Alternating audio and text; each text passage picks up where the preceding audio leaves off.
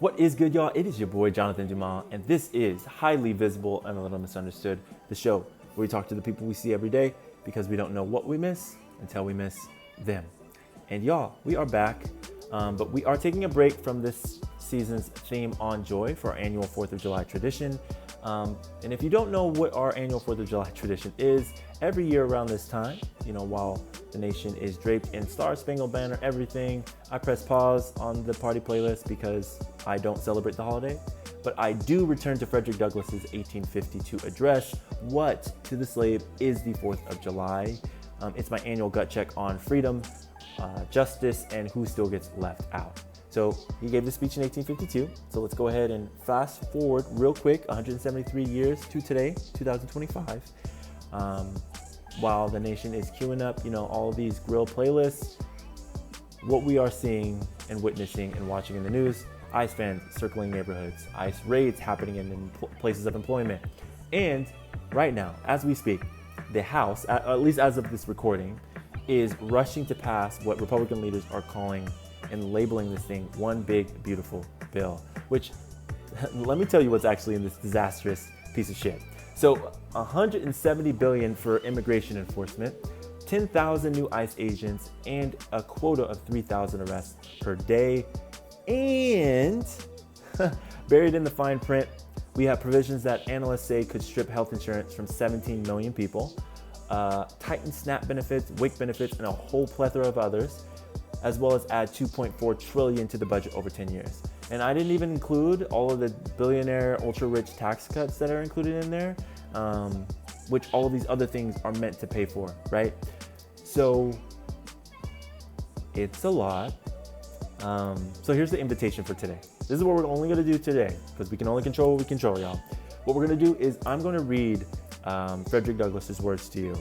And I want to invite you to listen to what these words are, because my man's was spitting in 1852, and these words are still relevant for us today. Then we're gonna kind of like reflect on them and come up, and I'm gonna share some action items that you can actually take today. And then we're gonna land on joy, because joy is resistance, and it's not only our season's theme, but it's something that I want to continue to lean into even when it doesn't feel like it's possible, just like how we opened up the season. But before we drop into the text, here is a little bit of housekeeping on. Catch up. If you haven't caught up and missed last week's episode with Ashmi Patel, cousin of the pod, we talked all things on joy, guilt, perfectionism, and how to kind of overcome that. It's an absolute banger. Cue that up next. You can engage with us in a wide range of ways. If you're watching on YouTube, tap that like button, comment, subscribe. It really helps that algorithm, get popping and other people can find us. We have listener prompts every week. Love to hear from you. Those are typically at the end of every episode, and I'll have one for us today. And rate and review. If you are listening on audio, give us that 5 stars, man. Give us that 5 stars, fam. Come on now. On Apple, on Spotify, it keeps the lights on and the mic pop filter fresh. I'm done yapping, at least for right now. So we're gonna take a deep breath. Shoulders down. Beverage of choice in hand. All right, y'all. Here is Frederick Douglass's speech. What to the American slave is your 4th of July? I answer, a day that reveals to him, more than all other days in the year, the gross injustice and cruelty to which he is the constant victim. To him, your celebration is a sham, your boasted liberty and unholy license, your national greatness swelling vanity, your sounds of rejoicing are empty and heartless, your denunciations of tyrants brass-fronted impudence, your shouts of liberty and equality, hollow mockery, your prayers and hymns, your sermons and thanksgiving with all your religious parade and solemnity are to him mere bombast, fraud, deception, impiety, and hypocrisy, a thin veil to cover up crimes which would disgrace a nation of savages.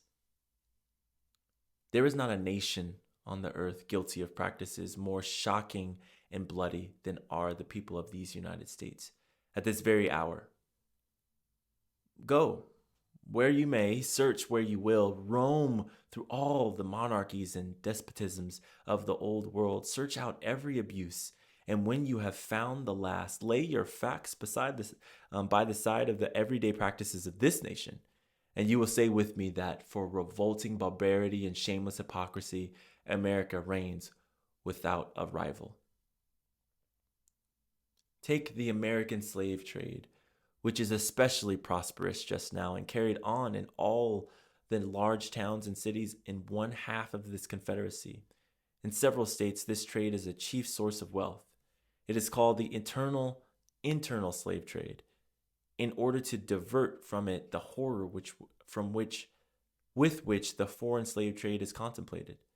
That trade has long since been denounced by this government as piracy, as an execrable traffic. To arrest it, this nation keeps a squadron at immense cost on the coast of Africa. Everywhere in this country, it is safe to speak of this foreign slave trade as a most inhuman traffic, opposed alike to the laws of God and of man.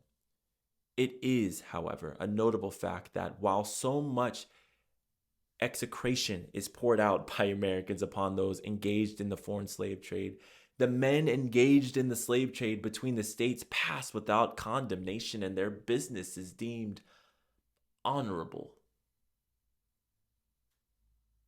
Behold the practical operation of this internal slave trade, the American slave trade, sustained by American politics and America religion. Here, you will see men and women reared like swine for the market. You know what is a swine drover. I will show you a man drover. They inhabit all our southern states. They perambulate the country and crowd the highways of the nation with droves of human stock. You will see one of these human flesh jobbers, armed with pistol, whip, and bowie knife, driving a company of 100 men, women, and children from the Potomac to the slave market at New Orleans. These wretched people are to be sold singly, or in lots to suit purchasers. They are food for the cotton field and the deadly sugar mill. Mark the sad processions as it moves wearily along, and the inhuman wretch who drives them. Hear his savage yells and his blood-chilling oaths as he hurries on his affrighted captives. There, see the old man with locks thinned and gray. Cast one glance, if you please, upon that young mother whose shoulders are bare to the scorching sun. Hear her briny tears falling on the brow of the babe in her arms. See, too, that girl of 13 weeping, yes, weeping as she thinks of the mother from whom she has been torn. The droves moves tardily. Heat and sorrow have nearly consumed their strength. Suddenly you hear a quick snap, like the discharge of a rifle. The fetters clank and the chain rattles simultaneously. Your ears are saluted with the scream, and that seemed to have torn its way to the center of your soul. The crack you heard was the sound of the slave whip. The scream you heard was from the woman you saw with the babe. Her speed had faltered under the weight of your child and her chains. That gash on her shoulder tells her to move on. Follow the drove to New Orleans. Attend the auction. See men examined like horses. See the forms of women rudely and brutally exposed to the shocking gaze of American slave buyers. See the drove sold and separated forever.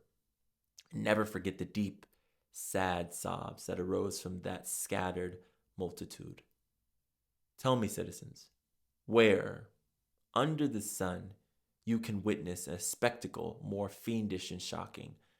Yet this is but a glance at the American slave trade as it exists at this moment in the United States. Fellow citizens, this murderous traffic is today in active operation in this boasted republic. In the solitude of my spirit, I see clouds of dust raised on the highways of the South. I see the bleeding footsteps. I hear the doleful wail of fettered humanity. on the way to the slave markets, where the victims are to be sold like horses, sheep, and swine, knocked off to the highest bidder. There I see the tenderest ties ruthlessly broken to gratify the lust, caprice, and rapacity of the buyers and sellers of men. By an act of the American Congress, not yet 2 years old, slavery has been nationalized in its most horrible and revolting form. Mason-Dixon's line has been obliterated. New York has become, as Virginia, and the power to hold and hunt and sell men, women, and children as slaves remains no longer a mere state institution, but it is now an institution of the whole United States. The power is co-extensive with the Star-Spangled Banner and American Christianity. Where these go may also go the merciless slave hunter. Where these are, man is not sacred. He is a bird for the sportsman's gun. But the most foul and fiendish of all human decrees, the liberty and person of every man, are put in peril. Your broad Republican domain is hunting ground for men.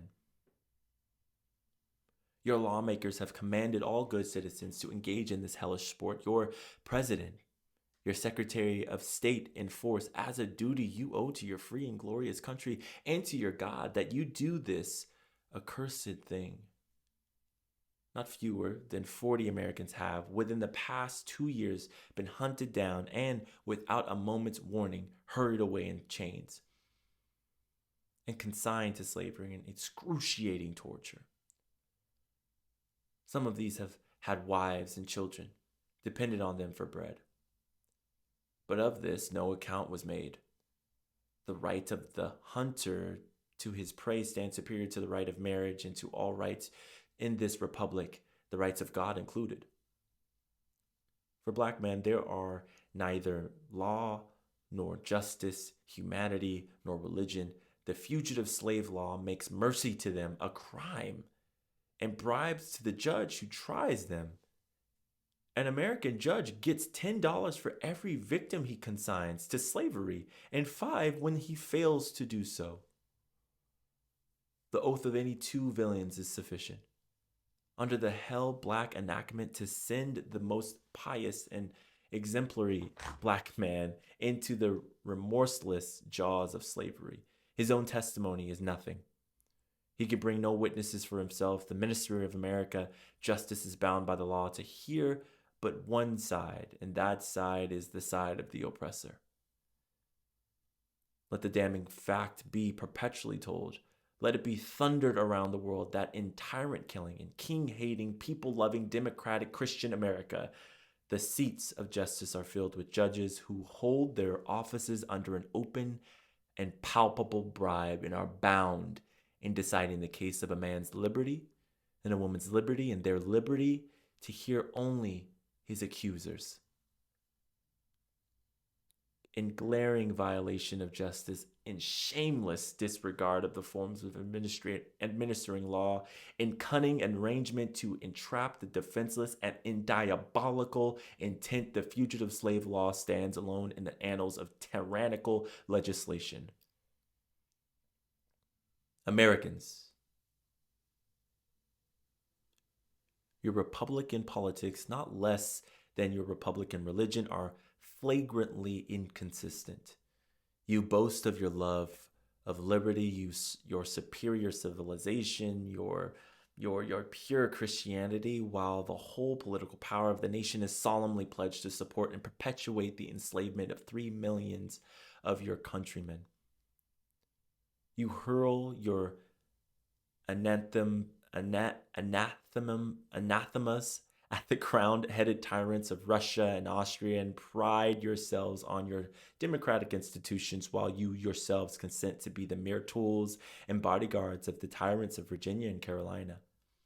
You invite to your shores fugitives of oppression from abroad, honor them with banquets, greet them with ovations, cheer them, toast them, salute them, protect them, and pour out your money to them like water. But the fugitives from your own land you advertise, hunt, arrest, shoot, and kill. You discourse eloquently on the dignity of labor, yet you sustain a system which, in its very essence, casts a stigma upon labor. You can bare your bosom to the storm of British artillery to throw off a threepenny tax on tea, and yet wring the last hard earned farthing from the grasp of the black laborers of your country. You profess to believe that of one blood God made all nations of men to dwell on the face of all the earth, and hath commanded all men everywhere to love one another. Yet you notoriously hate and glory in your hatred all men whose skin are not colored like your own. You declare before the world and are understood by the world to declare that you hold these truths to be self-evident, that all men are created equal and are endowed by their Creator with certain inalienable rights, and that among these are life, liberty, and the pursuit of happiness. And yet you hold securely in a bondage which, according to your own Thomas Jefferson, is worse than ages of that which your fathers rose in rebellion to oppose, a seventh part of the inhabitants of your country. Fellow citizens, I will not enlarge further on your national inconsistencies. The existence of slavery in this country brands your republicanism as a sham, your humanity as a base pretense, and your Christianity as a lie. It destroys your moral power abroad. It corrupts your politicians at home. It saps the foundation of religion. It makes your name a hissing and a byword to a mocking earth. Be warned. A horrible reptile is coiled up in your nation's bosom. The venomous creature is nursing at the tender breast of your youthful republic. For the love of God, tear away and fling from you the hideous monster, and let the weight of 20 millions crush and destroy it forever. And allow me to say, in conclusion, notwithstanding the dark picture I have this day presented of the state of this nation, I do not despair of this country. There are forces in operation which must inevitably work the downfall of slavery. I, therefore, leave off where I began, with hope, while drawing encouragement from the Declaration of Independence, the great principle it contains, and the genius of American institutions. My spirit is cheered by the obvious tendencies of the age. Nations do not now stand in the same relation to each other that they did ages ago. No nation can now shut itself up from surrounding world and trot around in the same old path of its fathers without interference. The time was when such could be done. But a change has now come over the affairs of mankind. Walled cities and empires have become unfashionable. The arm of commerce has borne away the gates of the strong city. Intelligence is penetrating the darkest corner of the globe. Wind, steam, and lightning are its chartered agents. Oceans no longer divide, but link nations together. From Boston to London is now a holiday excursion. Space is comparatively annihilated. Thoughts expressed on one side of the Atlantic are distinctly heard on the other. In the fervent aspirations of William Lloyd Garrison, I say, and let every heart join in saying it, Godspeed the year of Jubilee, the wide world o'er. When from their galling chains set free, the oppressed shall vilely bend the knee, and wear the yoke of tyranny, like brutes no more. That year will come, and freedom's reign, to man his plundered rights again restore. Godspeed the day when human blood shall cease to flow, and every clime be understood, the claims of human brotherhood, and each return for evil, good, not blow for blow. That day will come all feuds to end, and change into a faithful friend each foe. We just walked through 1852 to 2025 and all of the messy shit in between. And if your heart feels heavy, same. But what we have to remember is Frederick Douglass did not end his address in despair. He said, "I do not despair of this country. I do not despair of this country. There are forces in operation that which must inevitably work the downfall of injustice." And that's where I want to live. That right there, that's where I want to live, in the space between reality and radical possibility. And here's your hope and joy check, y'all. Hope isn't blind optimism. It's actually a disciplined belief that change is possible because we make it so. And joy, if y'all have been paying attention this season, isn't about ignoring pain. It's about reclaiming our right to fully live.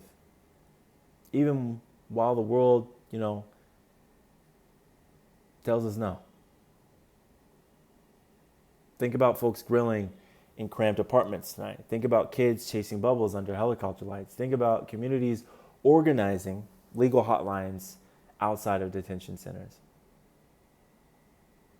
There is grief and gladness all intermingled together. And so if folks who have every right to be frustrated, angry, mad, can feel joy, can access joy, then I think it is completely possible for us to hold both space for rage and rejoicing, because both happen all of the time. And if y'all remember, I told you I was going to give you some action items. Here's 3 that you can do. The number one thing that you can do is ground yourself. Sometime tonight, jot down one place you felt joy and one place you noticed injustice. Name them both. And then decide one tiny action you'll take this week. Not next month, not next year, this week. Action item number 2, stand with your neighbors. There are so many organizations, immigrant rights organizations, that are doing amazing work. I'm going to put a couple down below in the show notes. Slide them $5, volunteer for court appointment, or just share some of the hotlines on your socials. Every little bit counts. Folks need to know where they can access and get support and all that. You never know who or what folks are going through. So every little bit counts. And then finally, use your voice. Talk with your peoples. Make sure you're registered to vote. Help other people get registered to vote. Call your representative. They work for us, not the other way around. I will always say that till I am blue in the face. That's it, y'all. That's all I got for you. Very simple action items. Before we get out of here, I just want to remind you of a few things. 1, binge the backlog. Last episode with Ashmi Patel on joy, guilt, and perfectionism, I think would be a perfect palate cleanser and pair pretty well with this episode. Tap into that. Then we got a prompt that I want to invite y'all to take and respond to. When have you felt the promise of freedom collide with the reality of exclusion? You could DM us, you could send us a voice note, you can email us. All of our contact info is in the show notes and show description. You might just be featured in in upcoming episodes. And then don't forget to like, follow, and subscribe to our show. 5-star reviews really help folks discover us, helps that algorithm out, and all those things. And then share it, y'all. That's very simple. Text this episode to that one cousin that was like, "Oh, history is boring." First of all, I take offense to that. Second of all, Frederick Douglass was fucking spitting. So go ahead and share that with them. Okay. Y'all want to do a quick reflection? Here's some grounding stuff if y'all need some help. Remember that joy is not a reward for fixing the world. It's the fuel for fixing the world. So we're going to keep laughing, we're to keep loving, keep organizing, and as Douglass reminded us, if there is no struggle, there is no progress. So let's make sure that, we dancing in the struggle too, we're smiling in the struggle too. That is it. Thank you so much for your ears, your courage, and all of the feels. Till next time, y'all. Peace.